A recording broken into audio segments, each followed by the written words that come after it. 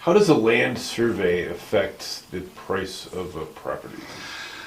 This is a very old county. We actually, every now and then, when someone wants to sell a piece of property, the property could have been in the family for 50, 100, even 150 years.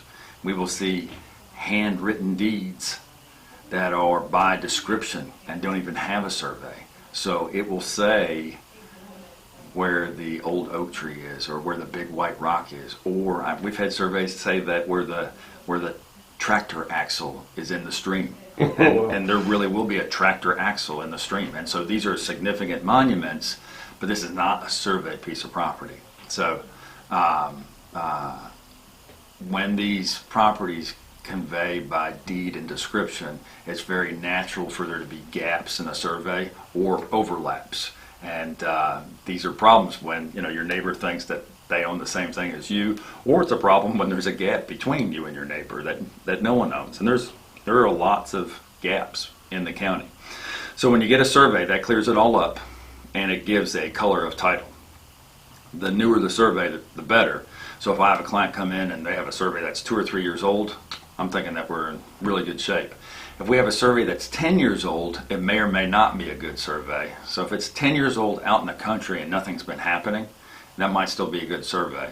But if it's 10 years old and it's in an area where a lot of things have been happening, and Joe Bob is building a workshop right next door, and the other neighbor's building a fence, and another neighbor's building a barn, there's a chance that somebody may have gone over and encroached upon the property. The survey comes in and makes sure that there's no overlap of these structures. So the newer the survey, the better.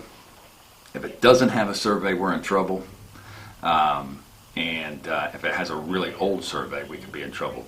The last thing that people really need to know about is a remainder tract. And this is very, very confusing to a lot of sellers. They'll have 100 acres, or they believe that they have 100 acres. They have 20 acres surveyed out, and they sell that to someone. And it's clear because there was a survey that was 20 acres and it conveyed, and that's done. But because they believed that they had 100 acres and then they surveyed out 20 acres, because they didn't want to spend the money, they didn't survey the remainder tract. And so they assume that if you have 100 and you cut out 20, then you have 80. That's not necessarily the case. They really should have bucked up. They painted themselves into a corner when they sold that 20. They most definitely should have surveyed that 80 so they knew exactly what they had. What happens to the other 80? Well, it's a remainder tract, so it is unknown. When someone comes to me and they say, all right, mommy and daddy gave us this 100 acres and we sold off 20 and now we want to sell the 80 with you, they can be very put off when I say, okay, well, you need to get that 80 surveyed as well. And they're like, no, we surveyed the 20. And I'm like, yes, but you have to survey the 80 because I don't know that it's 80.